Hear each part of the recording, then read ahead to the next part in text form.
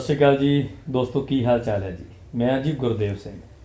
ਦੋਸਤੋ ਅੱਜ ਮੈਂ ਤੁਹਾਡੀ ਮੁਲਾਕਾਤ ਕਰਵਾਉਣ ਜਾ ਰਿਹਾ ਜੀ। ਮੇਰੇ ਨਾਲ ਬੈਠੇ ਹੋਏ ਨੇ ਜੀ ਸਾਹਿਬ ਪਰਮਿੰਦਰ ਸਿੰਘ ਜੀ ਜਲੰਧਰ ਤੋਂ।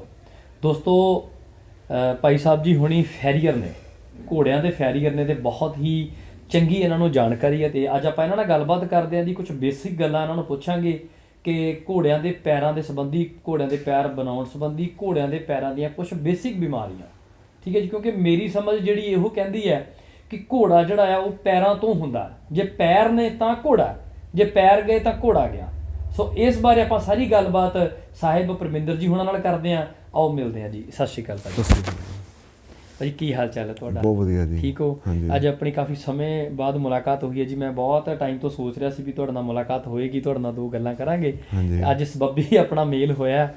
ਤੇ ਆਪਾਂ ਜੀ ਦਰਸ਼ਕਾਂ ਨੂੰ ਇਹੋ ਹੀ ਸਟਾਰਟਿੰਗ 'ਚ ਆਪਾਂ ਦੱਸਣਾ ਚਾਹੁੰਦੇ ਹਾਂ ਜੀ, ਇੱਕ ਤਾਂ ਐਕਸਪੀਰੀਅੰਸ ਬਾਰੇ ਤੁਸੀਂ ਮੈਨੂੰ ਜ਼ਰੂਰ ਦੱਸਿਓ ਕਿ ਤੁਸੀਂ ਕਿੰਨੇ ਸਮੇਂ ਤੋਂ ਘੋੜਿਆਂ ਦੇ ਨਾਲ ਜੁੜੇ ਹੋਏ ਹੋ ਜਾਂ ਫੈਰੀਅਰ ਦਾ ਕੰਮ ਕਰ ਰਹੇ ਹੋ? ਘੋੜਿਆਂ ਨਾਲ ਜੁੜਿਆ ਤਾਂ ਮੈਨੂੰ ਕੋਈ 30 ਸਾਲ ਤੋਂ ਉੱਤੇ ਹੋ ਚੱਲੇ ਨੇ। ਘੋੜਿਆਂ ਨਾਲ ਜੁੜਿਆ ਨਾ 30 ਸਾਲ ਹੋ ਚੁੱਕੇ ਨੇ। ਹਾਂਜੀ ਜੀ। ਫਿਰ ਉਸ ਤੋਂ ਬਾਅਦ 'ਚ ਜਿੱਦਾਂ 30 ਸਾਲਾਂ ਤੋਂ ਲਾ ਲਓ ਕੰਟੀਨਿਊ, ਪਹਿਲਾਂ ਮੈਂ ਉੱਦਾਂ ਹੀ ਘੋੜਾ ਘਰ 'ਚ ਰੱਖਦਾ ਇੱਦਾਂ ਸਾਰੇ ਰੱਖਦੇ ਨੇ ਜੀ। ਫਿਰ ਥੋੜ੍ਹਾ ਸਮੇਂ ਇੱਦਾਂ ਮੈਂ ਬਰੀਡਿੰਗ ਵੱਲ ਵੀ ਥੋੜ੍ਹਾ ਜਿਹਾ ਕੀਤਾ ਜੀ। 5-4 ਸਾਲ ਲਾਏ ਹੋਣੇ, 6 ਸਾਲ ਬਰੀਡਿੰਗ 'ਚ ਵੀ ਲਾਏ। ਅਤੇ ਫਿਰ ਉਸ ਤੋਂ ਬਾਅਦ 'ਚ ਜਿੱਦਾਂ ਮੈਨੂੰ ਇੰਡਿਓਰੈਂਸ ਦਾ ਵੀ ਜਿੱਦਾਂ ਹੋਈਆਂ ਪੰਜਾਬ ਦੇ ਵਿੱਚ ਮੈਂ ਪਾਰਟ ਲਿਆ ਸੀਗਾ ਜੀ। ਅਤੇ ਉਸ ਤੋਂ ਬਾਅਦ 'ਚ ਮੈਨੂੰ ਥੋੜ੍ਹਾ ਜਿਹਾ ਘੋੜਿਆਂ ਦੇ ਪੈਰਾਂ ਦੀ ਦਿੱਕਤ ਹੀ ਦਾ ਮਹਿਸੂਸ ਹੋਈ। ਫਿਰ ਉਹਦੇ ਲਈ ਮੈਂ ਜਿੱਦਾਂ ਬਾਕੀ ਲੋਕ ਨੇ ਉੱਦਾਂ ਹੀ ਆਮ ਸੇਮ ਸੀਗਾ ਕਿ ਘੋੜੇ ਰੱਖੇ ਨੇ, ਪਰ ਸਾਨੂੰ ਪੈਰਾਂ ਬਾਰੇ ਜਾਂ ਇੰਨਾ ਜ਼ਿਆਦਾ ਕੁਛ ਨਹੀਂ ਪਤਾ ਸੀਗਾ ਜੀ। ਅਤੇ ਉਹਦੇ ਲਈ ਫਿਰ ਮੈਨੂੰ ਚਾਂਸ ਮਿਲਿਆ ਇੱਕ ਕੋਰਸ ਕਰਨ ਦਾ ਪੈਰਾਂ ਦੇ ਉੱਤੇ ਜੀ। ਫਿਰ ਮੈਂ ਉੱਥੇ ਉਹਦਾ ਘੋੜਿਆਂ ਦੇ ਪੈਰਾਂ ਦਾ ਕੋਰਸ ਕੀਤਾ। ਫਿਰ ਉਹਨਾਂ ਨੇ ਮੈਨੂੰ ਆਪਣੇ ਨਾਲ ਰੱਖ ਲਿਆ ਜੀ। ਅਤੇ ਉੱਥੇ ਮੈਂ 5 ਸਾਲ, ਤਕਰੀਬਨ 5 ਕੁ ਸਾਲ ਮੈਂ ਐਜ਼ ਏ ਅਸਿਸਟੈਂਟ ਫੈਰੀਅਰ ਟੀਚਰ ਉੱਥੇ ਪੜ੍ਹਾਇਆ ਵੀ ਹੈ। Okay, very good. ਕਿਹੜੀ ਜਗ੍ਹਾ ਜੀ? ਮੇਰੀ ਜਿਹੜਾ ਸਕੂਲ ਹੈਗਾ ਇਹ ਰਾਜਸਥਾਨ 'ਚ ਹੈ। ਫਲਾਇੰਗ ਐਨੂਅਲ ਫਾਊਂਡੇਸ਼ਨ ਹੈਗੀ ਸਵਿਟਜ਼ਰਲੈਂਡ ਦੀ ਕੰਪਨੀ, ਜਿਨ੍ਹਾਂ ਨੇ ਇਹ ਰਾਜਸਥਾਨ 'ਚ ਇੱਕ ਸਕੂਲ ਖੋਲ੍ਹਿਆ ਸੀ ਫੈਰੀਰੀ ਲਈ। Very good. ਅਤੇ ਫਿਰ ਮੈਂ ਪਹਿਲਾ ਸਟੂਡੈਂਟ ਸੀ ਜਿਹੜਾ ਉੱਥੇ ਭਰਤੀ ਹੋਇਆ। ਕਿਹੜੀ ਈਅਰ 'ਚ ਸਰ? ਇਹ ਮੇਰੇ ਹਿਸਾਬ ਨਾਲ ਕੋਈ 13 ਦੀ ਮੇ ਵੀ ਗੱਲ ਹੋਏਗੀ। ਉਸ ਤੋਂ ਬਾਅਦ 'ਚ ਮੈਂ 4 ਸਾਲ ਉਹਨਾਂ ਦੇ ਨਾਲ ਕੰਟੀਨਿਊ ਰਿਹਾ ਜੀ। ਅਤੇ ਫਿਰ ਮਤਲਬ ਮੈਂ ਅੱਗੇ ਆਪ ਵੀ ਪੜ੍ਹਦਾ ਰਿਹਾ ਥੋੜ੍ਹਾ ਜਿਹਾ, ਅਤੇ ਉੱਥੇ ਪੜ੍ਹਾਉਂਦਾ ਵੀ ਰਿਹਾ ਜੀ। ਅਤੇ ਫਿਰ ਉਸ ਤੋਂ ਬਾਅਦ 'ਚ ਮੈਂ ਆਪਣੀ ਪ੍ਰਾਈਵੇਟ ਪ੍ਰੈਕਟਿਸ ਜਿੱਦਾਂ ਕਹਿ ਲਓ, ਉਸ ਤੋਂ ਬਾਅਦ ਫਿਰ ਪ੍ਰਾਈਵੇਟ ਪ੍ਰੈਕਟਿਸ ਕੀਤੀ ਹੈ। ਓਕੇ, ਇਸ ਤੋਂ ਪਹਿਲਾਂ ਇੱਕ ਗੱਲ ਤੁਸੀਂ ਕੀਤੀ ਸੀ ਐਂਡੋਰੈਂਸ। ਹਾਂ, ਕਿ ਤੁਸੀਂ ਐਜ਼ ਅ ਰਾਈਡਰ ਐਂਡੋਰੈਂਸ ਵਿੱਚ ਪਾਰਟਿਸਿਪੇਟ ਕਰਦੇ ਰਹੇ ਆ? ਹਾਂਜੀ, ਮੈਂ ਰਾਈਡਰ ਜਿੱਦਾਂ ਐਜ਼ ਏ ਰਾਈਡਰ ਹੀ ਕੀਤਾ, ਆਪ ਘੋੜਾ ਚਲਾਇਆ ਸੀਗਾ। ਤਾਂ ਮੈਂ ਜਿਹੜੀ ਪਹਿਲਾਂ ਪੰਜਾਬ ਦੇ ਵਿੱਚ 30 ਕਿਲੋਮੀਟਰ ਦੀ ਸ਼ਾਇਦ ਦੌੜ ਹੋਈ ਸੀ, ਉਹ 'ਚ ਮਤਲਬ ਮੈਂ ਪਹਿਲਾ ਨੰਬਰ ਮੇਰਾ ਆਇਆ ਸੀਗਾ। Very good. ਹਾਂਜੀ। ਅਤੇ ਫਿਰ ਜਦੋਂ ਮੈਂ ਦੂਜੀ ਵਾਰ ਗਿਆ ਸੀਗਾ, ਉਹਨਾਂ ਨੇ ਮੇ ਬੀ ਅਗਲੇ ਸਾਲ ਕਰਾਈ ਸੀ ਜਾਂ ਥੋੜ੍ਹੀ ਦੇਰ ਰੁਕ ਕੇ ਜੀ। 40 ਕਿਲੋਮੀਟਰ ਉਹ 'ਚ ਮਤਲਬ ਮੈਂ ਇੰਜਰਡ ਹੋ ਗਿਆ ਸੀਗਾ। ਕੀ ਹੋਇਆ ਸੀ? ਕੀ ਤੁਹਾਡਾ ਘਟਨਾ ਵਾਪਰੀ? ਥੋੜ੍ਹਾ ਮੈਨੂੰ ਕਰ ਸਕਦੇ ਹਾਂ? ਜਿੱਦਾਂ ਕਹਿ ਲਓ ਕਿ ਮੇਰਾ ਘੋੜਾ ਮੇਰੇ ਕੰਟਰੋਲ 'ਚ ਨਹੀਂ ਸੀ ਰਿਹਾ। ਕੋਈ ਪਤਾ ਨਹੀਂ ਕੀ ਕਾਰਨ ਬਣੇ ਹੋਣਗੇ। ਓਕੇ। ਸੋ ਕੋਈ ਮਿਸਟੇਕ ਹੋ ਗਈਆਂ ਸੀ ਜਾਂ ਕਿੱਦਾਂ ਵੀ। ਕੀ ਹੋ ਗਿਆ ਸੀ? ਘੋੜੇ ਨੂੰ ਜ਼ਿਆਦਾ ਤੇਜ਼ ਭੱਜਣ ਲੱਗ ਗਿਆ ਸੀ ਜਾਂ ਕੋਈ ਦੂਜੇ ਘੋੜਿਆਂ ਤੋਂ ਦੇਖ ਕੇ ਕਈ ਵਾਰੀ ਘੋੜੇ? ਨਹੀਂ, ਘੋੜਾ ਮੇਰੇ ਕੋਲ ਉਹ ਸੇਮ ਹੀ ਸੀਗਾ ਜਿਹੜਾ ਮਤਲਬ ਪਹਿਲਾਂ ਵੀ ਜਿੱਥੇ ਮੈਂ ਇੰਡਿਓਰੈਂਸ ਖੇਡੀ ਸੀਗੀ, ਅਤੇ ਉੱਥੇ ਮੈਂ ਚਲਾਉਂਦਾ ਰਹਿੰਦਾ ਸੀ ਉਹਨੂੰ। ਪਰ ਉੱਥੇ ਜਾ ਕੇ ਜਿੱਦਾਂ ਮੈਂ ਨਹੀਂ ਸਮਝ ਨਹੀਂ ਲੱਗੀ ਵੀ ਕੀ ਚੱਕਰ ਚੱਲਿਆ, ਪਰ ਘੋੜਾ ਮੇਰੇ ਕੰਟਰੋਲ ਚੋਂ ਬਾਹਰ ਰਹਿੰਦਾ ਸੀਗਾ ਉੱਥੇ ਜਾ ਕੇ। ਓਕੇ। ਅਤੇ ਫਿਰ ਉਹਦੇ ਕਰਕੇ ਥੋੜ੍ਹਾ ਜਿਹਾ ਮੈਂ ਕੁਛ ਉੱਥੇ ਟਰੈਕ ਦੀ ਇੱਕ ਵਜ੍ਹਾ ਕਰਕੇ ਵੀ ਕੁਛ ਘੋੜਾ ਮੇਰੇ ਆਊਟ ਆਫ ਕੰਟਰੋਲ ਸੀਗਾ, ਅਤੇ ਉਹਦੇ ਕਰਕੇ ਕੁਛ ਮੇਰੇ ਨਾਲ ਐਕਸੀਡੈਂਟ ਜਿਹਾ ਹੋ ਗਿਆ। ਤਾਂ ਮੈਂ ਘੋੜੇ ਨੂੰ ਰੋਕਣ ਦੀ ਕੋਸ਼ਿਸ਼ ਕੀਤੀ ਅਤੇ ਘੋੜਾ ਰੁਕਿਆ ਨਹੀਂ। ਅਤੇ ਕਿਉਂਕਿ ਮੈਂ ਟਰੈਕ ਦੇਖ ਚੁੱਕਾ ਸੀ ਪਹਿਲਾਂ, ਉੱਥੇ ਇੱਕ ਮੋੜ ਸੀਗਾ, ਉਹ ਮੈਨੂੰ ਡੇਂਜਰਸ ਲੱਗਾ ਸੀਗਾ। ਅਤੇ ਮੈਂ ਉਸ ਤੋਂ ਪਹਿਲਾਂ ਹੀ ਘੋੜਾ ਮੇਰੇ ਕੰਟਰੋਲ 'ਚ ਨਹੀਂ ਸੀ ਆਉਣ ਡਿਆ। ਅਤੇ ਉਹਨੂੰ ਮੈਂ ਉਸ ਮੋੜ ਤੋਂ ਡਰਦਾ ਸੀ। ਉੱਥੇ ਤਾਰਾਂ ਵੀ ਸੀ, ਕੁਛ ਇੱਦਾਂ ਦੀ ਚੱਕਰ ਸੀਗਾ। ਅਤੇ ਮੈਂ ਜਾਣਦਾ ਸੀ ਕਿ ਜੇ ਘੋੜਾ ਨਹੀਂ ਸਿੱਧਾ ਗਿਆ ਅਤੇ ਇਹਨੇ ਕੰਮ ਖਰਾਬ ਕਰ ਦੇਣਾ, ਅਤੇ ਉਹਦੀ ਹਾਲਤ ਨਹੀਂ ਸੀ ਲੱਗਦੀ ਵੀ ਇਹ ਮੇਰੇ ਨਾਲ ਕੋਆਪਰੇਟ ਕਰੇਗਾ ਕਿੱਦਾਂ। ਤਾਂ ਮੈਨੂੰ ਰੋਕਣ ਕਰਕੇ ਉਹਨੂੰ ਮੈਂ ਟਰਾਈ ਕੀਤਾ ਰੋਕਣ ਦਾ, ਤਾਂ ਮੈਂ ਉੱਤੋਂ ਉੱਤਰ ਕੇ ਉਹਦੀ ਧੌਣ ਨੂੰ ਫੜ ਕੇ ਜਿੱਦਾਂ ਵੀ ਟਰਾਈ ਕੀਤਾ ਤਾਂ ਭੱਜਣ ਲੱਗ ਗਿਆ ਘੋੜਾ। ਮੈਂ ਉਹਦੇ ਪੈਰਾਂ 'ਚ ਡਿੱਗ ਪਿਆ। ਫਿਰ ਮੇਰੇ ਇੰਜਰਡ ਹੋ ਗਿਆ ਮੈਂ। ਓਕੇ, ਤੇ ਉਸ ਤੋਂ ਬਾਅਦ ਤੁਸੀਂ ਫਿਰ ਆਪਾਂ ਡਿਸਕਸ, ਜਿਵੇਂ ਪਹਿਲਾਂ ਤੁਸੀਂ ਫਿਰ ਉਹ- ਦੱਸਿਆ ਕਿ ਤੁਸੀਂ ਫਿਰ ਜਦੋਂ ਤੁਹਾਨੂੰ ਲੱਗਾ ਕਿ ਘੋੜਿਆਂ 'ਚ ਪੈਰਾਂ 'ਚ ਦਿੱਕਤ ਆਉਂਦੀ ਹੈ ਤਾਂ ਖੁਦ ਤੁਸੀਂ ਚਾਹੁੰਦੇ ਸੀ ਆਪ ਉਹਦਾ ਟਰੀਟ ਕਰਨਾ, ਵੀ ਆਪਣੇ ਘੋੜੇ ਨੂੰ ਆਪ? ਨਹੀਂ, ਜਿੱਦਾਂ ਮਤਲਬ ਮੇਰੇ ਘੋੜੇ ਦੇ ਜਿੱਦਾਂ ਹਰ ਇੱਕ ਦੇ ਹੁੰਦਾ ਵੀ ਉਹਦੇ ਘੋੜੇ ਨੂੰ ਕੋਈ ਨਾ ਕੋਈ ਪੈਰਾਂ ਵੱਲੋਂ ਦਿੱਕਤ ਹੁੰਦੀ, ਕਿਉਂਕਿ ਸਾਨੂੰ ਸਮਝ ਨਹੀਂ ਹੈਗੀ ਇਸ ਚੀਜ਼ ਦੀ ਨਾ। ਹਾਂ। ਤੇ ਉਹ ਪਰ ਸਮਝ ਸੀਗੀ ਕਿ ਇਹ ਕੁਝ ਹੈਗਾ ਪਰ ਠੀਕ ਨਹੀਂ ਸੀ ਹੋ ਰਿਹਾ, ਤੇ ਉਹਦੇ ਲਈ ਬੜੇ ਫੈਰੀਅਰ ਟਰਾਈ ਕਰਦੇ ਰਹਿੰਦੇ ਸੀ, ਜਿੱਥੋਂ ਚੰਗਾ ਫੈਰੀਅਰ ਲੱਭਣਾ ਸੱਦਣਾ ਜੀ। ਤੇ ਫਿਰ ਉਸ ਤੋਂ ਬਾਅਦ ਚੋਂ ਜਿੱਦਾਂ ਕੋਈ ਇੱਕ ਫੈਰੀਅਰ ਸੀਗੇ ਰਾਜਸਥਾਨ ਤੋਂ ਬੁਲਾਏ ਸੀ ਉਹਨਾਂ ਨੂੰ, ਤਾਂ ਉਹਨਾਂ ਨੂੰ ਪੁੱਛਿਆ ਵੀ ਯਾਰ ਇਹ ਸਿੱਖਣਾ ਹੋਵੇ ਜਾਂ ਕੀ ਚੱਕਰ ਹੈ ਕਿੱਦਾਂ ਨਹੀਂ, ਤੇ ਉਹਨਾਂ ਨੇ ਥੋੜੀ ਮੈਨੂੰ ਇਹ ਗੱਲ ਦੱਸੀ ਵੀ ਇਹ 'ਚ ਕੋਈ ਡਿਗਰੀਆਂ ਸ਼ਿਗਰੀਆਂ ਹੁੰਦੀਆਂ ਨੇ। ਤੇ ਉਹ ਮਤਲਬ ਮੇਰੇ ਦਿਮਾਗ 'ਚ ਇੱਦਾਂ ਸਟ੍ਰਾਈਕ ਜੀ ਕਰ ਗਈ ਗੱਲ ਵੀ ਇਹ ਕੋਈ ਡਿਗਰੀਆਂ ਜਾਂ ਤੇ ਪਿੱਛੇ ਕੋਈ ਹੈਗਾ ਇਹ ਕੰਮ, ਇੱਦਾਂ ਨਹੀਂ ਵੀ ਚੱਕ ਕੇ ਪੈਰ ਬਣਾ ਦੇਣੇ ਨੇ। ਸੋ ਉਹਦੇ ਲਈ ਕਈ ਕੁਛ ਫਿਰ ਟਰਾਈ ਕਰਦੇ ਰਹੇ, ਕਿਤੇ ਮਾੜਾ ਮੋਟਾ ਸਿੱਖਣ ਦੇ ਚੱਕਰ ਨੂੰ। ਫਿਰ ਉਸ ਤੋਂ ਕਾਫੀ ਸਾਲ 2 ਸਾਲ ਬਾਅਦ ਇੱਦਾਂ ਹੀ ਜਪਦੇ ਜੁਦੇ ਰਹੇ, ਤਾਂ ਉਸ ਤੋਂ ਬਾਅਦ 'ਚੋਂ ਸਕੂਲ ਖੁੱਲ੍ਹੇ ਦਾ ਪਤਾ ਲੱਗ ਗਿਆ। ਫਿਰ ਉਸ 'ਤੇ ਜਾ ਕੇ ਪੜ੍ਹੇ ਤਾਂ ਦੇਖਿਆ, ਤਾਂ ਫਿਰ ਜਿੱਦਾਂ ਬੰਦੇ ਦੀਆਂ ਅੱਖਾਂ ਹੀ ਖੁੱਲ੍ਹ ਜਾਂਦੀਆਂ ਨੇ ਵੀ ਅਸੀਂ ਕੀ ਸੋਚਦੇ ਸੀ, ਇਹ ਹੈ ਕੀ ਹੈ ਤੇ ਹੋਣਾ ਕੀ ਚਾਹੀਦਾ ਹੈ। ਤੇ ਉਸ ਕਰਕੇ ਫਿਰ ਇੰਟਰਸਟ ਬਣਿਆ ਜ਼ਿਆਦਾ, ਤੇ ਫਿਰ ਪ੍ਰੋਫੈਸ਼ਨ ਜੇ ਵਾਂਗੂ ਹੀ ਸ਼ੌਕੀਆ ਪ੍ਰੋਫੈਸ਼ਨ ਕਰ ਲਿਆ ਇਹ। ਓਕੇ ਹਾਂਜੀ। ਤੇ ਹੁਣ ਤੁਸੀਂ ਫਿਰ ਸ਼ੌਕੀਆ ਵੀ ਉਹ ਸ਼ੌਕੀਆ ਤੇ ਹੀ ਨਾਲ ਕਰਦੇ। ਪ੍ਰੋਫੈਸ਼ਨ 'ਚ ਵੀ ਫੁੱਲ ਟਾਈਮ ਦੇ ਰਹੇ ਹੋ ਜੀ ਘੋੜਿਆਂ ਨੂੰ? ਫੁੱਲ ਟਾਈਮ ਵੀਰ ਜੀ ਹੁਣ ਦਿੱਤਾ ਨਹੀਂ ਜਾ ਸਕਦਾ, ਕਿਉਂਕਿ ਜਿੱਦਾਂ ਮੈਂ ਹਰ ਥਾਂ ਤਾਂ ਨਹੀਂ ਪਹੁੰਚ ਸਕਦਾ ਨਾ ਜੀ। ਤੇ ਪਰ ਜਿੱਦਾਂ ਕਾਫੀ ਟਾਈਮ ਮਤਲਬ ਮੈਂ ਜਿੰਨਾ ਵੀ ਕੰਮ ਕਰਦਾ ਘੋੜਿਆਂ ਦੇ ਕਰਦਾ, ਬਾਕੀ ਮਤਲਬ ਮੇਰੇ ਕੋਲ ਕੋਈ ਹਜੇ ਹੋਰ ਨਹੀਂ ਮੈਂ ਕੰਮ ਦਾ ਸੋਚਦਾ, ਪਰ ਕਰਦਾ ਮੈਂ ਸ਼ੌਂਕ ਨਾਲ ਹੀ ਆ, ਕੋਈ ਜ਼ਿਆਦਾ ਪੈਸੇ ਨੂੰ ਮਹੱਤਵ ਦੇ ਕੇ ਜਾਂ ਉੱਦਾਂ ਨਹੀਂ। ਪੈਸੇ ਵੀ ਚਾਰਜ ਕਰਦਾ ਨਹੀਂ, ਫਰੈਂਡਸ ਮੈਂ ਪੈਸੇ ਵੀ ਲੈਂਦਾ ਜੀ, ਪਰ ਦੇਖਦਾ ਕਿ ਮਤਲਬ ਜਿੱਦਾਂ ਥੋੜਾ ਜਿਹੜਾ ਬੰਦਾ ਅੰਡਰਸਟੈਂਡ ਕਰਦਾ ਹੋਵੇ ਚੀਜ਼ ਨੂੰ। ਓਕੇ, ਤਾਂ ਕਿ ਤੁਸੀਂ ਆਪਣੀ ਨੌਲੇਜ ਨੂੰ ਐਵੇਂ ਬੋਲੀ ਜਾਓ ਤੇ ਜੇ ਉਹਦਾ ਫਾਇਦਾ ਹੀ ਨਾ ਹੋਵੇ ਤੇ ਉਹਦਾ ਵੀ ਕੋਈ ਫਾਇਦਾ ਨਹੀਂ। ਅਗਲੇ ਬੰਦੇ ਵੀ ਕੋਈ ਬੰਦਾ ਅੰਡਰਸਟੈਂਡ ਕਰਨ ਵਾਲਾ ਹੋਵੇ, ਭਰੋਸੇ ਵਾਲਾ ਹੋਵੇ, ਵੀ ਅਗਲਾ ਭਰੋਸਾ ਕਰਦਾ ਘੋੜੇ ਮਤਲਬ ਐਕਚੁਅਲੀ ਮੈਨੂੰ ਚੰਗੇ ਲੱਗਦੇ ਘੋੜੇ, ਤੇ ਜੇ ਘੋੜੇ ਦੀ ਕੇਅਰ ਹੋ ਜੇ ਮੇਰੇ ਕਹਿਣ ਨਾਲ, ਤੇ ਮੈਂ ਕਹਿੰਦਾ ਵੀ 10 ਹੀ ਦੇਣੀਆਂ ਚਾਹੀਦੀਆਂ ਨੇ 2 ਗੱਲਾਂ ਨਾ ਜੀ। ਪਰ ਜੇ ਉਹ ਕੋਈ ਨਾ ਅੰਡਰਸਟੈਂਡ ਕਰੇ ਜਾਂ ਉਹਦਾ ਕੋਈ ਇਦਾਂ ਹੋਵੇ, ਤਾਂ ਫਿਰ ਮੈਨੂੰ ਲਾਈਕ ਵੀ ਨਹੀਂ ਕਰਦਾ ਉੱਥੇ ਵਾਲਾ ਇਦਾਂ। ਸਹੀ ਹੈ ਜੀ, ਸਹੀ ਹੈ ਸਰ।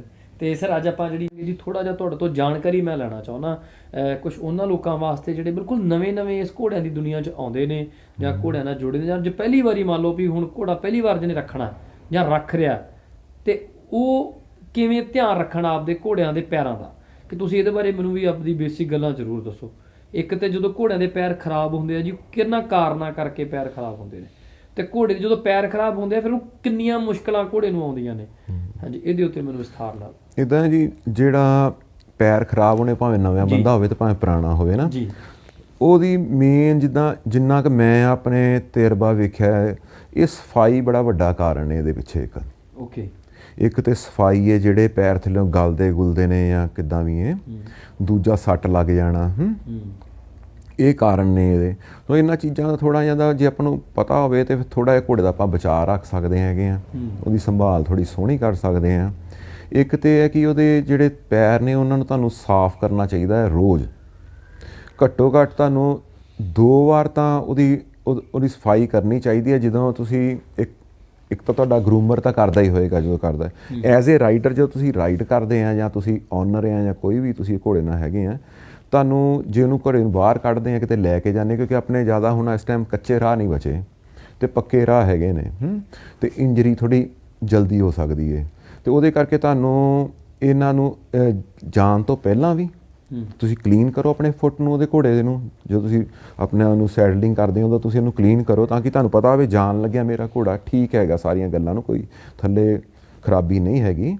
ਤੇ ਜਦੋਂ ਤੁਸੀਂ ਵਾਪਸ ਆਓ ਉਦੋਂ ਸਪੈਸ਼ਲੀ ਜ਼ਿਆਦਾ ਚੈੱਕ ਕਰੋ, ਕਿਉਂਕਿ ਉਦੋਂ ਕੋਈ ਵੱਟਾ ਵੁੱਟਾ ਜਾਂ ਕੁਛ ਸੱਟ ਫੇਟ ਵੱਜੀ ਹੈ ਤੇ ਤੁਸੀਂ ਉਹਨੂੰ ਉਸੇ ਵੇਲੇ ਟਰੀਟ ਕਰੋਗੇ, ਸ਼ੁਰੂ ਕਰ ਦੋਗੇ, ਤਾਂ ਉਹਦੀ ਨੁਕਸਾਨ ਹੋਣ ਦੇ ਚਾਂਸ ਘੱਟ ਨੇ। ਜਦ ਕਿ ਤੁਸੀਂ ਚੁੱਕ ਕੇ ਨਹੀਂ ਵੇਖਣਾ, ਤੇ ਕਈ ਵਾਰ ਹੁੰਦਾ ਸੀ ਅੱਜ ਘੋੜਾ ਰਾਈਡ ਕਰਕੇ ਤੇ ਮੁੜ ਕੇ 4 ਦਿਨ ਰਾਈਡ ਹੀ ਨਹੀਂ ਕਰਨ ਦੇ, ਤੇ ਉਹ 4 ਦਿਨਾਂ 'ਚ ਉਹਦੇ ਬਹੁਤ ਕੁਛ ਹੋ ਚੁੱਕਾ। ਜਦੋਂ ਨੈਕਸਟ ਟਾਈਮ ਚੱਕਦੇ ਹੋ ਕੁਛ ਥੱਲੇ ਖਰਾਬੀ ਹੈ। ਸੋ ਤੁਹਾਡਾ ਇਹ ਕਾਨੂੰਨ ਹੈਗਾ, ਜਾਣ ਤੋਂ ਪਹਿਲਾਂ ਤੇ ਆਉਣ 'ਤੇ ਤੁਸੀਂ ਘੋੜੇ ਨੂੰ ਚੈੱਕ ਕਰੋ ਪੈਰ ਚੱਕ ਕੇ ਨਾ। ਫਿਰ ਇਹਦੇ 'ਚ ਸੱਟ ਲੱਗ ਜਾਂਦੀ ਹੈ, ਇਹਦਾ ਘੋੜੇ ਜ਼ਿਆਦਾ ਕੰਮ ਨਹੀਂ ਕਰ ਰਹੇ ਆਪਣੇ ਇਹਦਾ, ਤੇ ਖੜੇ ਕਈ ਵਾਰ ਛਿੱਥੇ ਪੈ ਜਾਂਦੇ ਜਿਹਨੂੰ ਕਹਿੰਦੇ ਨੇ, ਤੇ ਉਹ ਪੈਰ ਪੂਰੇ ਇੱਦਾਂ ਕੰਧ 'ਚ ਮਾਰ ਲੈ ਜਾਂ ਕੁਛ ਕਰ ਲੈ ਇੱਦਾਂ ਦਾ, ਜਾਂ ਗਲਤ ਸ਼ੂਇੰਗ ਹੋ ਗਈ ਉਹਦੀ, ਉਹਦੇ ਨਾਲ ਵੀ ਉਹਦਾ ਨੁਕਸਾਨ ਹੋ ਜਾਂਦਾ ਹੈ। ਓਕੇ ਹਾਂ। ਸੋ ਤੁਹਾਨੂੰ ਇਹਨਾਂ ਚੀਜ਼ਾਂ ਦੇ ਬਾਰੇ ਥੋੜ੍ਹਾ ਪਤਾ ਹੋਣਾ ਚਾਹੀਦਾ ਕਿ ਤੁਸੀਂ ਸ਼ੂਇੰਗ ਕਿੰਨੀ ਦੇਰ ਬਾਅਦ ਚੇਂਜ ਕਰਾਉਣੀ ਹੈ।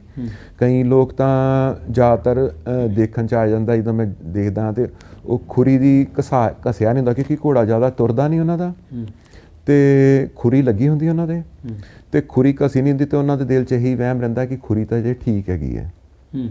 ਪਰ ਉਹ ਜਿਹੜੀ ਜੇ ਖੁਰੀ ਨਾ ਲੱਗੀ ਹੋਵੇ, ਸ਼ਾਇਦ ਪੈਰ ਮੈਂ ਕਹਿੰਦਾ ਥੋੜ੍ਹੇ ਜ਼ਿਆਦਾ ਲੇਟ ਵੀ ਬਣ ਜਾਣ ਤਾਂ ਕੋਈ ਘੱਟ ਨੁਕਸਾਨ ਕਰਦੇ ਨੇ। ਖੁਰੀ ਲੱਗੀ ਤੇ ਤੁਹਾਨੂੰ 4 ਤੋਂ 6 ਹਫ਼ਤੇ ਦੇ ਵਿੱਚ ਪੈਰ ਬਣਵਾਉਣੇ ਹੀ ਚਾਹੀਦੇ ਨੇ ਮੇਰੇ ਹਿਸਾਬ ਨਾਲ, ਕਿਉਂਕਿ ਉਹ 'ਚ ਖੁਰੀ ਤੁਹਾਡੀ ਸ਼ਾਰਟ ਹੋ ਜਾਂਦੀ ਹੈ। ਉੱਥੇ ਜਦੋਂ ਖੁਰੀ ਸ਼ਾਰਟ ਹੋ ਜਾਂਦੀ ਹੈ ਤੇ ਫਿਰ ਤੁਹਾਡੇ ਸੋਲ 'ਚ ਪ੍ਰੈਸ਼ਰ ਬਣਾ ਦਿੰਦੀ ਹੈ। ਜਿਵੇਂ ਨਾਰਮਲੀ ਆਪਾਂ ਕਹਿੰਦੇ ਆ ਕਿ 9 ਤੇ ਵੱਧਦਾ ਰਹਿੰਦਾ, 9 ਵੱਧਦਾ ਰਹਿੰਦਾ, ਲੋਹਾ ਤਾਂ ਨਹੀਂ ਵਧਣਾ, ਲੋਹੇ ਉੱਥੇ ਰਹਿ ਜਾਣਾ, ਲੋਹਾ ਉੱਥੇ ਰਹਿਣਾ, ਉਹਨੂੰ ਪ੍ਰੋਬਲਮ ਹੋਣ ਲੱਗ ਜਾਂਦੀ ਹੈ। ਕਿਉਂਕਿ ਇਹ 4 ਹਫ਼ਤਿਆਂ ਬਾਅਦ ਜੇ ਖੁਰੀ ਲੱਗੀ ਹੈ ਤੇ ਹਾਂ, ਜਦੋਂ ਜਿੱਦਾਂ ਇਹਦਾ ਜਿਹੜਾ ਸੌਂਬੇ ਉਹ 45 ਡਿਗਰੀ ਜੇ ਤੁਹਾਨੂੰ ਇੱਧਰੋਂ ਦਿਖਾਵਾਂ, ਇੱਦਾਂ ਹੈ ਸੌਂਬੇ ਦਾ ਨਾ। ਸੋ ਖੁਰੀ ਲੱਗੀ ਉਹਦੀ ਇੱਥੇ ਕਲਿੱਪ ਉਹਦਾ ਅਗਲੇ ਨੂੰ ਲੱਗਾ ਹੈ। ਜਦੋਂ ਸੁੰਬ ਗਰੋ ਕਰਨਾ ਹੈ, ਉਹਨੇ ਸੁੰਬ ਨੇ 45 ਡਿਗਰੀ ਨੂੰ ਅੱਗੇ ਨੂੰ ਗਰੋ ਕਰਨਾ ਹੈ, ਤੇ ਬੈਕ ਸਾਈਡ ਤੋਂ ਹੀਲਾਂ ਜਿਹੜੀਆਂ ਉਹਨੇ ਪਿਛਲੇ ਬੰਨੇ ਨੂੰ ਪ੍ਰੈਸ਼ਰ ਬਣਾ ਜਾਣਾ ਹੈਗਾ। ਜੋ ਸ਼ੂ ਥੋੜ੍ਹਾ ਅੱਗੇ ਨੂੰ ਜੋ ਗਰੋ ਕੀਤਾ ਉਹਨੇ, ਸ਼ੂ ਅੱਗੇ ਚੱਲ ਜਾਣਾ ਅਤੇ ਹੀਲ ਜ਼ਮੀਨ ਨਾਲ ਲੱਗ ਜਾਣੀ, ਉਹਦੀ ਨੰਗੀ ਹੋ ਜਾਣੀ ਹੌਲੀ ਹੌਲੀ। ਸੋ ਉਹ ਦੱਬ ਪੈ ਜਾਣੀ ਪਿੱਛੋਂ। ਐਕਚੁਅਲੀ ਸੁੰਬ ਜਿਹੜਾ ਇਹ ਖੁੱਲ੍ਹਦਾ ਅਤੇ ਬੰਦ ਹੁੰਦਾ ਹੈ, ਇਹਦਾ ਬਾਇਓ ਮੈਕੈਨਿਜ਼ਮ ਇੱਦਾਂ ਹੁੰਦਾ ਹੈ। ਜਦੋਂ ਇਹਨੂੰ ਫੋਰਸ ਲੱਗਦੀ ਹੈ, ਜੋ ਪੈਰ ਜ਼ਮੀਨ ਨਾਲ ਰੱਖਦਾ ਹੈ, ਉੱਤੋਂ ਬੋਡੀ ਫੋਰਸ ਉਹਨੂੰ ਲਾਉਂਦੀ ਹੈ ਥੱਲੇ ਨੂੰ, ਅਤੇ ਗਰਾਊਂਡ ਫੋਰਸ ਰੋਕਦੀ ਹੈ, ਅਤੇ ਪੈਰ ਉਹਦਾ ਖੁੱਲ੍ਹਦਾ ਅਤੇ ਬੰਦ ਹੁੰਦਾ ਬੈਕ ਸਾਈਡ ਤੋਂ। ਸੋ ਫੰਕਸ਼ਨ 'ਚ ਉਹਦੇ ਰੁਕਾਵਟ ਪੈਦਾ ਕਰ ਦਿੰਦੀ ਉਹ ਖੁਰੀ, ਜਿਹੜੀ ਪੁਰਾਣੀ ਖੁਰੀ ਹੋ ਜਾਂਦੀ। ਇਸ ਕਰਕੇ ਉਹਨੂੰ ਜੇ ਫੰਕਸ਼ਨ ਰੁਕ ਗਿਆ, ਅਤੇ ਉਹਦਾ ਅੰਦਰੋਂ ਜਿਹੜਾ ਖੂਨ ਹੈ ਜਾਂ ਹੋਰ ਕੰਮ ਕਰਦੇ ਨੇ ਅੰਗ, ਉਹ ਚੰਗੀ ਤਰ੍ਹਾਂ ਕੰਮ ਨਹੀਂ ਕਰ ਸਕਦੇ, ਅਤੇ ਉਹ ਸੁੰਬ ਫਿਰ ਖਰਾਬੀ ਦੀ ਹਾਲਤ ਵੱਲ ਤੁਰੇਗਾ। ਹਾਂ, ਅਤੇ ਇਸ ਕਰਕੇ ਖੁਰੀ ਵੀ ਲਵਾਉਣੀ ਹੈ, ਅਤੇ ਉਹਨੂੰ 4 ਤੋਂ 6 ਹਫ਼ਤੇ ਦੇ ਵਿੱਚ ਇਹ ਉਹਦਾ ਪੱਕਾ ਕਰਨਾ। ਜੇ ਤੁਸੀਂ ਨਹੀਂ ਵੀ ਲਵਾ ਸਕਦੇ, ਤੁਹਾਡੇ ਘੱਟੋ ਉਹਨੂੰ ਪੁੱਟ ਦਿਓ। ਖੁਰੀ ਨੂੰ ਪੁੱਟ ਤਾਂ ਦਿਓ ਨਾ, ਨਹੀਂ ਆ ਰਿਹਾ, ਕੋਈ ਹਾਲਾਤ ਹੋ ਜਾਂਦੇ ਨੇ, ਮਹੀਨਾ ਹੋ ਗਿਆ, ਮਹੀਨੇ ਤੋਂ 100 ਮਹੀਨੇ ਦੇ ਜਾਂ 40 ਕੁ ਦਿਨਾਂ ਦੇ ਵਿੱਚ ਤੁਸੀਂ ਇਹਨੂੰ ਪੁੱਟ ਦੇਣਾ ਚਾਹੀਦਾ, ਤਾਂ ਕਿ ਸ਼ੂ ਸ਼ਾਰਟ ਨਾ ਹੋ ਜਾਵੇ ਉਹਦਾ। ਇਹ ਡਰ ਹੁੰਦਾ ਹਾਂ, ਭਾਵੇਂ ਉਹਨੂੰ ਦੁਬਾਰਾ ਰੀਸੈਟ ਕਰ ਦਿਓ, ਉਹੀ ਖੁਰੀ ਤੁਹਾਡੀ ਨਹੀਂ ਘਸੀ, ਉਹਨੂੰ ਦੁਬਾਰਾ ਲਵਾ ਲਓ, ਪਰ ਉਹਨੂੰ ਇੱਕ ਵਾਰ ਲਾਣਾ ਬਣਦਾ ਹੈ। ਸਹੀ ਹੈ ਜੀ। ਤੇ ਸਫਾਈ ਬਹੁਤ ਜ਼ਿਆਦਾ ਵੱਡੀ ਚੀਜ਼ ਹੈ। ਉਸ ਦਾ ਇੱਕ ਕੁਐਸਚਨ, ਤੁਸੀਂ ਜਿਵੇਂ ਸ਼ੂ ਬਾਰੇ ਦੱਸ ਰਹੇ ਸੀਗੇ ਕਿ ਆਪਾਂ ਨੂੰ 40 ਦਿਨ ਬਾਅਦ ਚੇਂਜ ਕਰਵਾ ਲੈਣਾ ਚਾਹੀਦਾ, ਤੇ ਇੱਕ ਗੱਲ ਹੋਰ ਮੈਂ ਇਹਦਾ ਕੁਐਸਚਨ ਕਰਨਾ ਚਾਹੁੰਦਾ ਕਿ ਜਿਹੜੀ ਨਾਲ ਹੈ ਘੋੜੇ ਨੂੰ ਸ਼ੂ ਲਾਉਣਾ ਆ, ਉਹ ਜ਼ਰੂਰੀ ਹੁੰਦਾ ਜਾਂ ਨਹੀਂ ਜ਼ਰੂਰੀ ਹੁੰਦਾ, ਜਾਂ ਕਿਉਂ ਲਵਾਉਣਾ ਚਾਹੀਦਾ? ਸੋ ਦੇਖੋ, ਜਿਹੜਾ ਘੋੜਾ ਆ ਉਹ ਬਿਨਾਂ ਸ਼ੂ ਤੋਂ ਠੀਕ ਹੈਗਾ, ਜਿੱਦਾਂ ਨੈਚੁਰਲ ਹੈਗਾ, ਜੰਗਲ 'ਚ ਵੀ ਦਾ ਵਾਈਲਡ ਐਨੀਮਲ ਹੈ। ਸੋ ਉੱਥੇ ਕੋਈ ਖੁਰੀਆਂ ਖਰੀਆਂ ਤਾਂ ਨਹੀਂ ਲਾਈਆਂ ਹੁੰਦੀਆਂ ਨੇ, ਪਰ ਉਹਦਾ ਵਰਕ ਬਹੁਤ ਹੁੰਦਾ ਹੈ।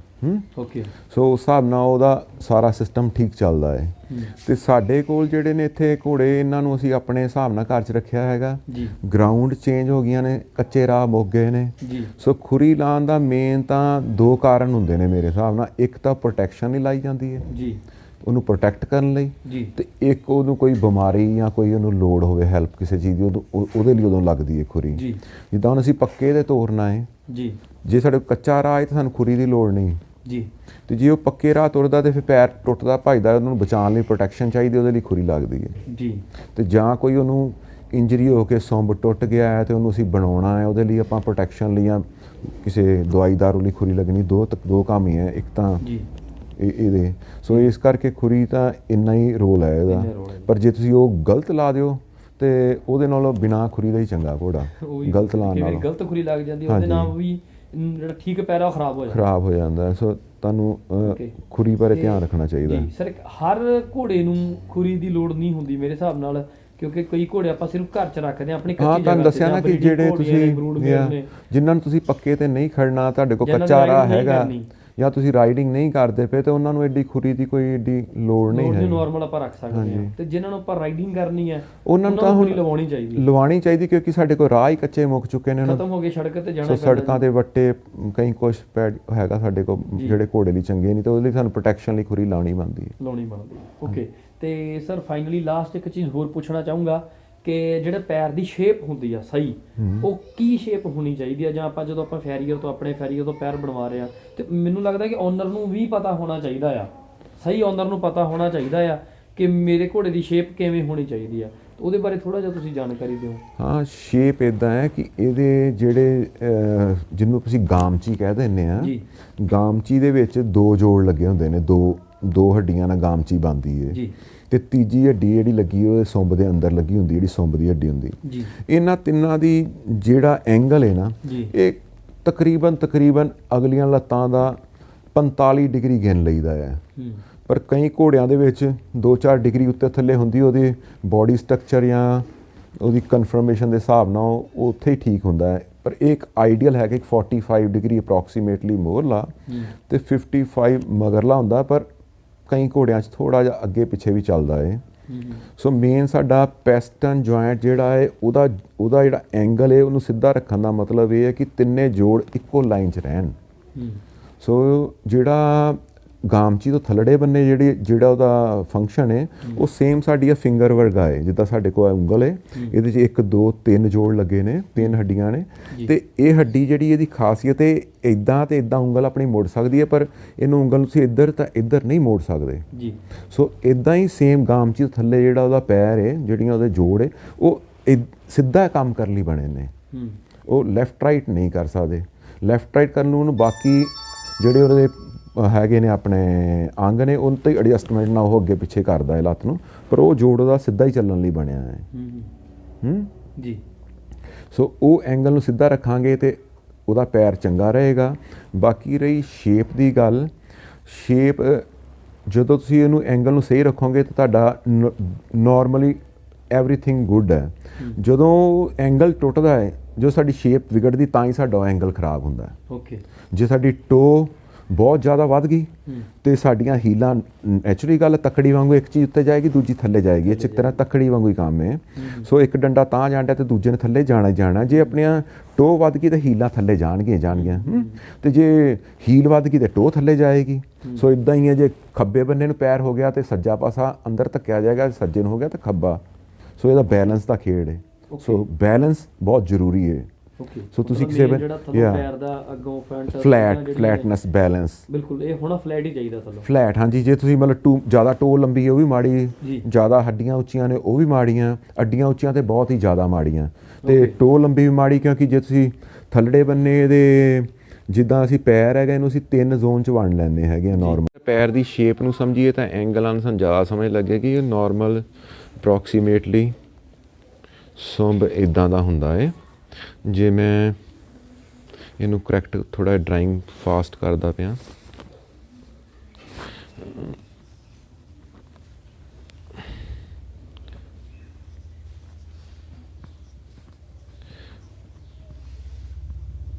ਸੋ ਰਫ ਜੀ ਸ਼ੇਪ ਇੱਦਾਂ ਮੈਂ ਡਰਾਇੰਗ 'ਚ ਜਿਹੜਾ ਗੁੱਡ ਨਹੀਂ ਗਾ। ਸੋ ਤੁਸੀਂ ਇਹਨੂੰ ਜੇ ਧਿਆਨ ਨਾਲ ਦੇਖੋਗੇ ਤਾਂ ਆ ਇੱਕ ਸਾਈਡ ਥੋੜ੍ਹੀ ਸਟੇਟ ਹੈ ਤੇ ਆ ਗੋਲ 'ਚ ਹੈ। ਸੋ ਇੱਦਾਂ ਹੀ ਇਹ ਜੇ ਮੈਂ ਦੇਖਾਂਗਾ ਤਾਂ ਇਹ ਲੈਫਟ ਫੁੱਟ ਹੈ।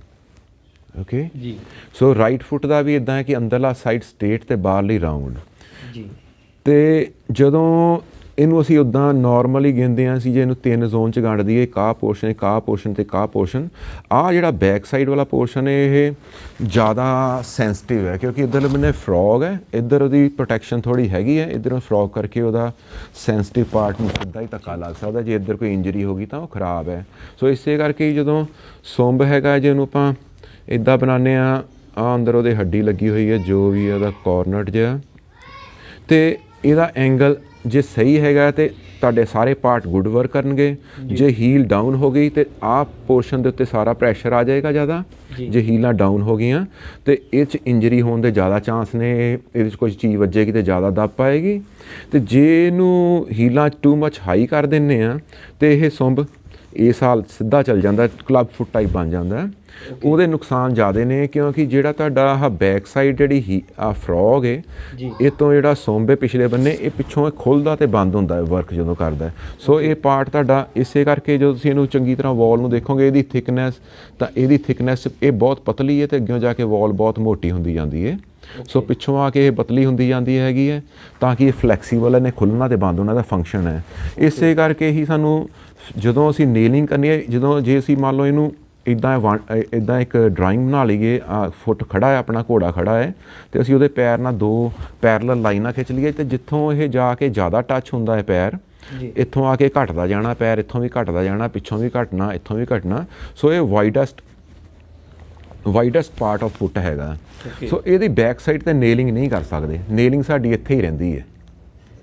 ਸੋ ਇਸ ਪਾਰਟ 'ਚ ਅਸੀਂ ਨੇਲਿੰਗ ਨਹੀਂ ਕਰ ਸਕਦੇ ਕਿਉਂਕਿ ਇਹਨੇ ਖੁੱਲ੍ਹਣਾ ਤੇ ਬੰਦ ਹੋਣਾ, ਇਹ ਵੀ ਬੜੀ ਜ਼ਰੂਰੀ ਗੱਲ ਹੈ। ਜੇ ਗਲਤੀ ਨਾਲ ਪਿੱਛੇ ਨੇਲ ਲੱਗ ਜੇ ਤੇ ਫਿਰ ਉਹ ਘੋੜੇ ਦੇ ਹਾਂ, ਜੇ ਤੁਸੀਂ ਕਈ ਵਾਰ ਅਸੀਂ ਵੀ ਲਾਉਂਦੇ ਹਾਂ ਪਿਛਲੇ ਬੰਨੇ, ਜੇ ਸਾਡੇ ਕੋਲ ਆਹ ਪੋਰਸ਼ਨ ਡੈਮੇਜ ਹੈ ਜਾਂ ਅਸੀਂ ਨੇਲਿੰਗ ਨਹੀਂ ਕਰ ਸਕਦੇ ਉਸ ਹਾਲ 'ਚ ਅਸੀਂ ਘੋੜਾ ਤੋਰਨਾ ਨਹੀਂ ਤਾਂ ਕਿ ਉਹਦਾ ਲੋਡ ਜ਼ਿਆਦਾ ਨਾ ਪਵੇ ਤੇ ਇਹ ਜਿਹੜਾ ਉਹਦਾ ਮਕੈਨਿਜ਼ਮ ਕੰਮ ਕਰਦਾ ਇਹ ਘੱਟ ਕੰਮ ਕਰੇ, ਕਿਉਂਕਿ ਜਦੋਂ ਇਹ ਪੂਰਾ ਮਕੈਨਿਜ਼ਮ ਕੰਮ ਕਰੇਗਾ ਪੂਰੀ ਫੋਰਸ ਜਦੋਂ ਘੋੜਾ ਪੈਰ ਰੱਖੇਗਾ ਉਦੋਂ ਹੀ ਖੁੱਲ੍ਹੇਗਾ। ਤੇ ਇੱਥੇ ਜੇ ਅਸੀਂ ਨੇਲਿੰਗ ਲਾਈ ਹੋਏਗੀ ਤੇ ਸ਼ੂ ਉਹਨੂੰ ਚੋਕ ਕਰ ਦੇਗਾ, ਉਹ ਖੁੱਲ੍ਹਣ ਨਹੀਂ ਦੇਗਾ, ਤੇ ਜਦੋਂ ਖੁੱਲ੍ਹਣ ਨਹੀਂ ਦੇਗਾ ਤੇ ਅੰਦਰਲੀ ਬਲੱਡ ਸਪਲਾਈ ਸਾਰਾ ਕੁਝ ਅਫੈਕਟਡ ਹੋ ਜਾਏਗਾ ਜੀ, ਤੇ ਉਹ ਉਹਨੂੰ ਨੁਕਸਾਨ ਕਰ ਜਾਏਗਾ। ਸੋ ਸ਼ੂਇੰਗ ਦੇ ਵਿੱਚ ਤੁਹਾਨੂੰ ਸਭ ਤੋਂ ਇੰਪੋਰਟੈਂਟ ਚੀਜ਼ ਹੈ ਕਿ ਤੁਸੀਂ ਨੇਲਿੰਗ ਬੈਕ ਸਾਈਡ ਤੇ ਨਹੀਂ ਕਰਨੀ। ਨੇਲ ਸਿਰਫ ਅਗਲੇ ਬੰਨੇ ਹੀ ਰਹਿੰਦੇ ਨੇ ਤੁਹਾਡੇ, ਉਹ ਤੁਹਾਡੇ 3 ਲੱਗਣ 2 ਲੱਗਣ 4 ਲੱਗਣ, ਇਹ ਤੁਹਾਡੀ ਚੋਇਸ ਤੇ ਜਾਂ ਤੁਹਾਡੀ ਲੋੜ ਦੇ ਮੁਤਾਬਿਕ ਹੀ ਹੈਗਾ।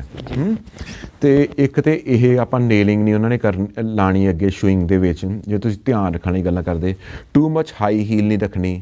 ਜੇ ਤੁਸੀਂ ਟੂ ਮੱਚ ਹਾਈ ਹੀਲ ਰੱਖੋਗੇ ਇਹਦੇ ਇੱਥੇ ਤੇ ਕਾਰਨਰ ਤੇ ਇਹਦੇ ਨਾਲ ਇੱਧਰਲੇ ਬੰਨੇ ਤੁਸੀਂ ਚੈੱਕ ਕਰੋਗੇ ਤੁਹਾਨੂੰ ਦੋਨੇ ਬੰਨੇ ਇੱਕ ਕਾਰਟਰੇਜ ਲੱਭੇਗੀ ਜਿਹੜੀ ਇਹਨੂੰ ਬਲੱਡ ਸਪਲਾਈ ਵੇਨਸ ਨੂੰ ਸਪਲਾਈ ਕਰਦੀ ਹੈ, ਆਉਣ ਤੇ ਜਾਣ ਖੂਨ ਆਉਂਦਾ ਪਿਆ ਤੇ ਜਾਂਦਾ ਪਿਆ ਵੇਨ ਤਾਂ ਨਰਵਸ ਆਰਟਰੀਜ਼, ਤੇ ਉਹ ਤਾਂ ਹੀ ਖੁੱਲ੍ਹ ਬੰਦ ਵਰਕ ਕਰ ਸਕੇਗੀ ਜੇ ਇਹਦੀਆਂ ਹੀਲਾਂ ਜ਼ਿਆਦੀਆਂ ਉੱਚੀਆਂ ਨਹੀਂ ਹੋਣਗੀਆਂ ਤੇ ਬਿਲਕੁਲ ਸਹੀ ਐਂਗਲ 'ਚ ਹੋਣਗੀਆਂ ਤਾਂ ਕਿ ਇਹ ਸੁੰਬ ਗਰਾਊਂਡ ਤੇ ਖੁੱਲੇ ਤੇ ਬੰਦ ਹੈ। ਜਦੋਂ ਇਹ ਖੁੱਲੇਗਾ ਤੇ ਬੰਦ ਜਦੋਂ ਫੋਰਸ ਉੱਪਰੋਂ ਲੱਗੇਗੀ ਤੇ ਇਹਨੂੰ ਬਾਹਰਲੇ ਬੰਨੇ ਦੇ ਨੇਲ ਉਹਦਾ ਨਹੁੰ ਹੈ ਘੋੜੇ ਦਾ, ਤੇ ਜਿਹੜੇ ਸੌਫਟ ਟਿਸ਼ੂ ਨੇ ਉਹ ਜਦੋਂ ਉੱਤੋਂ ਫੋਰਸ ਲੱਗੇਗੀ ਤਾਂ ਬਾਹਰ ਨੂੰ ਜਾਣਾ ਚਾਹਣਗੇ, ਜਦੋਂ ਉੱਪਰੋਂ ਫੋਰਸ ਲੱਗੇ ਫੋਰਸ ਇੱਦਾਂ ਬਾਹਰ ਨੂੰ ਭੱਜੇਗੀ, ਇੱਧਰ ਨੂੰ ਫੋਰਸ ਭੱਜੇਗੀ, ਪਰ ਇੱਧਰਲੇ ਬੰਨੇ ਇਹਦੇ ਨੇਲ ਲੱਗਾ ਹੋਇਆ ਨਹੁੰ ਹੈ, ਵਾਲ ਹੈਗੀ ਹੈ, ਤੇ ਉਹ ਸੌਫਟ ਟਿਸ਼ੂ ਨੂੰ ਬਾਹਰ ਨਹੀਂ ਜਾਣ ਦਿੰਦੀ, ਤੇ ਇੱਥੇ ਜਿਹੜੀ ਇਹ ਕਾਰਟਰੇਜ ਆ ਉਹ ਇੱਥੇ ਪੋਰਸ਼ਨ 'ਚ ਹੁੰਦੀ ਹੈ। ਸੋ ਕਾਰਟਰੇਜ ਦੱਬੀ ਜਾਏਗੀ ਤੇ ਬਲੱਡ ਉਹਦਾ ਉੱਤੇ ਨੂੰ ਚੜ੍ਹ ਜਾਏਗਾ, ਜਦੋਂ ਲੋਡ ਅਨਲੋਡ ਕਰੇਗਾ ਪੈਰ ਤੇ ਫਿਰ ਕਾਰਟਰੇਜ ਖੁੱਲ੍ਹ ਜਾਏਗੀ ਤੇ ਬਲੱਡ, ਸੋ ਇਹ ਸਰਕਲ ਚੱਲ ਪਏਗਾ ਉਹਦਾ। ਜੇ ਟੂ ਮੱਚ ਹਾਈ ਹੀਲ ਰੱਖਾਂਗੇ ਤੇ ਸਰਕਲ ਅਫੈਕਟਡ ਹੁੰਦਾ ਤੇ ਸੋ ਸੁੰਬ ਅਨਹੈਲਦੀ ਹੋਣ ਲੱਗ ਪੈਂਦਾ ਹੈਗਾ। ਤੇ ਜਿੱਦਾਂ ਜੇ ਆਪਾਂ ਟੂ ਮੱਚ ਡਾਊਨ ਕਰਦੇ ਹੋ, ਤੁਹਾਨੂੰ ਮੈਂ ਦੱਸ ਚੁੱਕਾ ਕਿ ਇਸ ਪਾਰਟ ਦੇ ਉੱਤੇ ਕੋਈ ਇੰਜਰੀ ਹੋ ਸਕਦੀ ਕਿਉਂਕਿ ਇਹ ਪਾਰਟ ਦੇ ਥੱਲੜੇ ਬੰਨੇ ਟੈਂਡਨ ਜਾਣ ਡਏ ਨੇ ਜਿਹੜੇ ਮੇਨ ਫਲੈਕਸਰ ਟੈਂਡਨ ਨੇ, ਤਾਂ ਉਸ ਉੱਥੇ ਇੰਜਰੀ ਹੋ ਜਾਏਗੀ ਤੇ ਟੈਂਡਨ ਸ਼ੀਟ ਨੂੰ ਵੱਢ ਕੇ ਤੇ ਟੈਂਡਨ ਖਰਾਬ ਚੱਲ ਜਾਏਗਾ ਤੇ ਉਹ ਉਹਦਾ ਵਰਕ ਕਰਨਾ ਬੰਦ ਕਰ ਦੇਗਾ, ਫਿਰ ਤਾਂ ਵਰਸਟ ਹੀ ਹੈ ਕੰਮ। ਠੀਕ ਹੈ ਸਰ, ਮੈਨੂੰ ਤੇ ਲੱਗ ਰਿਹਾ ਕਿ ਇਹ ਜਿਹੜਾ ਸਬਜੈਕਟ ਹੈਗਾ ਬਹੁਤ ਵਾਈਡ ਹੈ। ਹਾਂਜੀ, ਇਹ ਇੱਕ ਦਿਨ 'ਚ ਤੇ ਖਤਮ ਹੋਣ ਵਾਲਾ ਹੈ ਨਹੀਂ, ਇੱਕ ਦਿਨ 'ਚ ਕੀ ਇੱਕ ਸਾਲ 'ਚ ਵੀ ਨਹੀਂ ਖਤਮ ਹੋਣ ਵਾਲਾ ਹੈਗਾ। ਸੋ ਇਹ ਤਾਂ ਸ਼ਾਰਟ ਤੁਹਾਨੂੰ ਦੱਸਿਆ, ਪਰ ਇਹਦੇ ਵਿੱਚ ਤੁਹਾਨੂੰ ਬਹੁਤ ਡੂੰਘਾਈ 'ਚ ਬਹੁਤ ਜ਼ਿਆਦੀਆਂ ਗੱਲਾਂ ਨੇ ਜੀ, ਜੋ ਤੇ ਤੁਹਾਨੂੰ ਅੰਦਰ ਦੀ ਬਣਤਰ ਦਾ ਅੰਦਰ ਦੇ ਕੰਮਾਂ ਦਾ ਨਹੀਂ ਪਤਾ, ਤੁਸੀਂ ਪੈਰ ਪੂਰ ਜਾਂ ਨਹੀਂ ਬਣਾਉਣ 'ਚ ਚੰਗਾ ਕਰ ਸਕਦੇ ਜੀ। ਸੋ ਫਿਰ ਵੀ ਸਰ ਕੁਝ ਬੇਸਿਕ ਟਿਪਸ ਨੇ ਜਿਹੜੇ ਉਹ ਤੁਸੀਂ ਜ਼ਰੂਰ ਇੱਕ ਵਾਰੀ ਦੱਸ ਦਿਓ। ਹਾਂ, ਟਿਪਸ ਤਾਂ ਇੱਦਾਂ ਹੈ ਕਿ ਇੱਕ ਸਭ ਤੋਂ ਜਿਹੜਾ ਜ਼ਰੂਰੀ ਹੈ ਉਹ ਹੈਗਾ ਇੱਕ ਸਫਾਈ ਜੀ, ਤੇ ਸਹੀ ਟਾਈਮ ਤੇ ਤੇ ਬੈਲੈਂਸ ਦੇ ਵਿੱਚ ਟ੍ਰਿਮਿੰਗ ਜੀ, ਤੇ ਜੇ ਸ਼ੂ ਲਾਣਾ ਹੈ ਤੇ ਉਹਨੂੰ ਜਿੱਥੇ ਤੁਹਾਨੂੰ ਸਮਝਾਇਆ ਪਹਿਲਾਂ ਵੀ ਕਿੱਲਾਂ ਕਿੱਥੋਂ ਤੱਕ ਲਾ ਸਕਦੇ ਉਹ, ਤੇ ਉਸ ਤੋਂ ਵੀ ਜਿਹੜਾ ਮਹੱਤਵਪੂਰਨ ਐਕਸਰਸਾਈਜ਼। ਓਕੇ, ਜੇ ਐਕਸਰਸਾਈਜ਼ ਨਹੀਂ ਤੇ ਸਾਰੀਆਂ ਗੱਲਾਂ ਵਿਅਰਥ ਨੇ।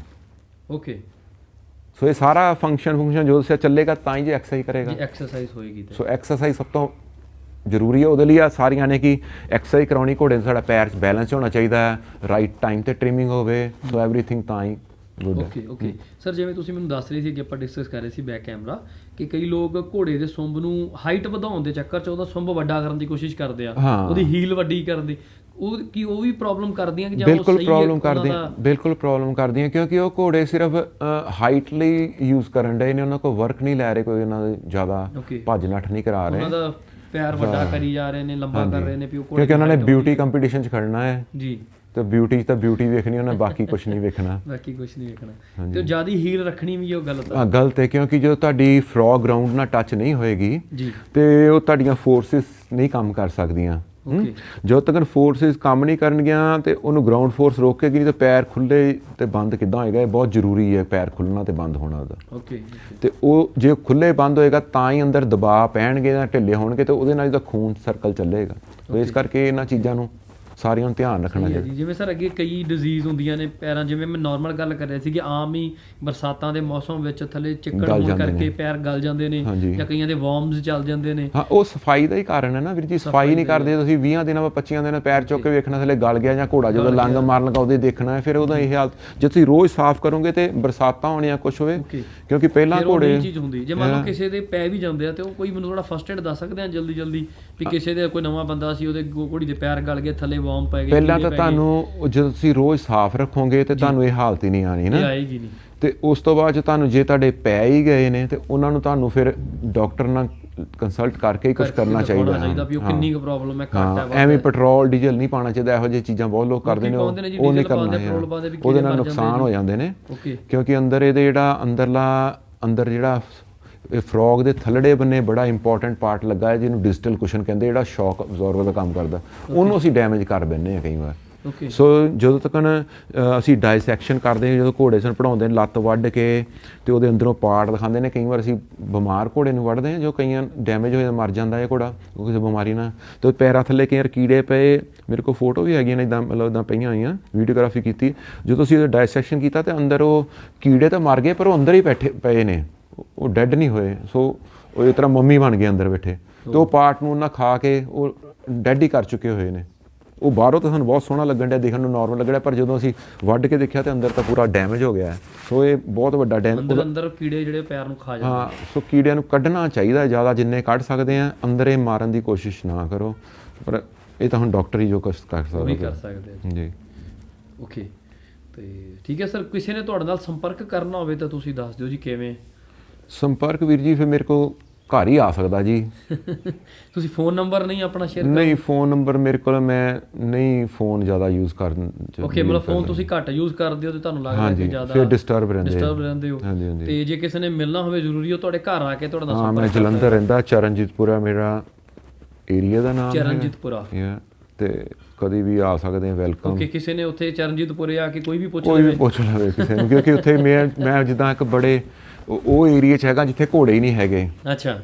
ਸੋ ਘੋੜਿਆਂ ਦਾ ਜੇ ਪੁੱਛੋਗੇ ਤਾਂ ਉਹਨੂੰ ਪਤਾ ਹੈ ਕਿ ਇੱਕ ਉਹ ਬੰਦਾ ਹੈਗਾ, ਸੋ ਉਹਨੂੰ ਪਤਾ ਲੱਗ ਜਾਏਗਾ, ਈਜ਼ੀਲੀ ਪਤਾ ਲੱਗ ਜਾਂਦਾ। ਅੱਛਾ, ਜਲੰਧਰ ਰਣਜੀਤਪੁਰੇ ਤੁਸੀਂ ਚਰਨਜੀਤਪੁਰਾ, ਯੈਸ, ਚਰਨਜੀਤਪੁਰਾ, ਸੌਰੀ ਹਾਂ, ਇਹ ਪਟੇਲ ਚੌਂਕ ਦੇ ਲਾਗੇ ਪੈਂਦਾ। ਪਟੇਲ ਚੌਂਕ ਦੇ ਕੋਲ, ਪਟੇਲ ਚੌਂਕ ਦੇ ਕੋਲ ਚਰਨਜੀਤਪੁਰਾ।